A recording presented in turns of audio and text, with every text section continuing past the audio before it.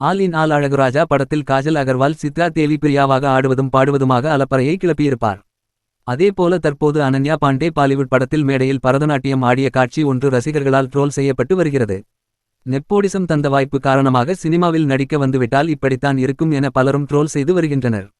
Vijay தேவரகொண்டாவுடன் Ananya Pandey Liger படத்தில் நடிக்கும் போது அவருக்கு அழுவது போல நடிக்க கூட தெரியவில்லை என ட்ரோல் செய்தனர்.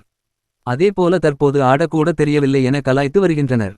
ஆனால் இது அனன்யா பாண்டேவின் தவறு மட்டுமல்ல என நெட்டிசன்கள் வாதம் செய்து வருகின்றனர். அனன்யா பாண்டேவின் அழகும் கவர்ச்சியும் அவரை ஏகப்பட்ட ரசிகர்கள் மத்தியில் கொண்டு சென்று சேர்த்தது. மாலத்தீவில் பிகினி உடையில் எல்லாம் போஸ் கொடுத்து இன்ஸ்டாகிராமில் ஃபாலோயர்களை எக்கச்சமாக ஈர்த்து வருகிறார்.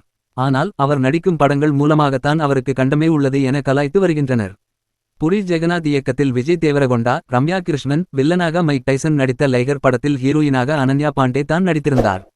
டோலிவுட் பாலிவுட் ரசிகர்களை எப்படி கவர்கிறேன் பாருங்க என இயக்குனர் புரி ஜெகநாத் அந்த படத்தை இயக்க அந்த படத்தில் அழக்கூட அனன்யா பாண்டேவுக்கு தெரியவில்லை என ரோஸ்ட் பறந்த நிலையில் படம் ஃப்ளாப் ஆனது.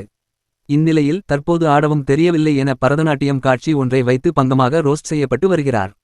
ஷியாம் சிங்கா ராய் எனும் நானி படத்தில் சாய் பல்லவி ஆடிய நடனத்தை பார்த்து எப்படி நடனமாட வேண்டும் என அனன்யா பாண்டே கற்றுக்கொள்ள வேண்டும் என்றும் காந்தாரா 2 படத்தில் ருக்மிணி வசந்த் கூட அருமையாக பாரம்பரிய நடனத்தை ஆடியிருப்பார். ஆனால் அனன்யா பாண்டே ரோபோ போல ஆடுகிறார் என துவைத்து எடுத்து வருகின்றனர். அனன்யா பாண்டே மட்டுமே இதற்கு காரணம் கிடையாது என்றும் நடன இயக்குனர் மற்றும் படத்தின் இயக்குனர் என யாருமே ஷூட்டிங் ஸ்பாட் மற்றும் எடிட் டேபிளில் இந்த சீனை சரி பண்ணாமல் விடுத்தது தான் பிரச்சனைக்கு காரணம் என்று அனன்யா பாண்டே ரசிகர்களும் முட்டு கொடுத்து வருகின்றனர். இந்த மாதிரி நிகழ்ச்சி இதுக்கு முன்னாடி நிறைய நடந்திருக்குது. ஆனால் இதுதான் ஃபர்ஸ்ட் டைம்.